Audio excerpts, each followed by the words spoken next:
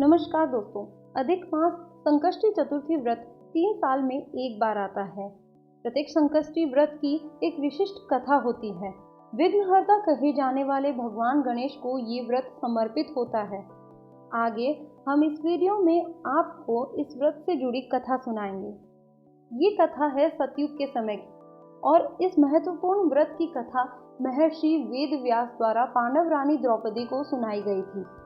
एक बार ऋषि, जो कुरुवंश के संरक्षक भी थे, पांडवों के निर्वासन के दौरान उनके निवास स्थान पर आए और द्रौपदी, जिसे पहले दुशासन ने निर्वस्त्र कर दिया था और दुर्योधन द्वारा अपमानित किया गया था, आश्चर्य करती है कि उसने ऐसा कौन सा पाप किया था जो उसके साथ ये व्यवहार हुआ।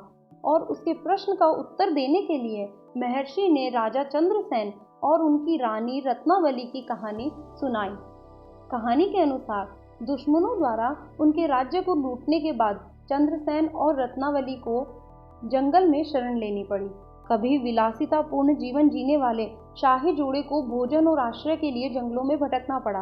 एक दिन वे अनजाने में पानी की तलाश में मार्कंडेय ऋषि के आश्रम में प्रवेश कर गए और उस स्थान के बारे में जानने के बाद, जहां वे गलती से गए थे, राजा ने ऋषि का आशीर्वाद दिया और अपनी आपबीती सुनाई। हालांकि द्रौपदी की तरह उन्हें आश्चर्य हुआ कि क्या उन्होंने ऐसी कठिनाइयों को सहने के लिए पाप किए हैं।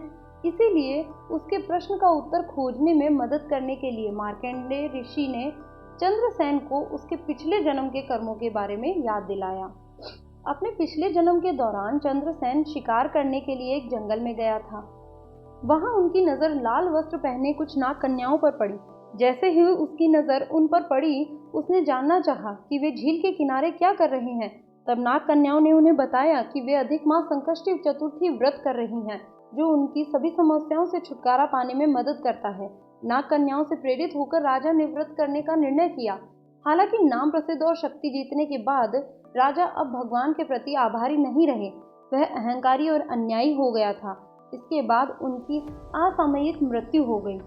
इसलिए उन्होंने लाभ प्राप्त करने और अपने पिछले जन्म के दुष्कर्मों का श्राप झेलने के लिए एक बार फिर से एक शाही घराने में जन्म लिया। इस प्रकार इसके बारे में जानने के बाद चंद्रसेन को अपनी गलती का एहसास हुआ और उन्होंने फिर कभी ऐसी गलती नहीं करने की कसम खाई। उन्होंने अधिक मास कृष्ण पक्ष की चतुर्थी के दिन रत्नावली सहित पूरे मन से व्रत किया और उसकी भक्ति और विश्वास ने अद्भुत काम किया और उसे अपना खोया हुआ राज्य और गौरव वापस मिल गया। आखिरकार द्रौपदी को अपना उत्तर मिल गया और इसी तरह पांडवों को भी, जिन्होंने कठिनाइयों का सामना किया, अपना सारा सामान और अपना राज्य खो दिया। किसी व्यक्ति का कर्म उसके जीवन की गुणवत्ता निर्धारित करने में महत्वपूर्ण भूमिका निभाता है। इसीलिए यह कथा लोगों को आत्मनिरीक्षण करने की याद दिलाती है और अच्छे कार्यों के लिए प्रोत्साहित करती है। वीडियो पसंद आई हो तो इसे लाइक, शेयर और सब्सक्राइब ज़रूर करें।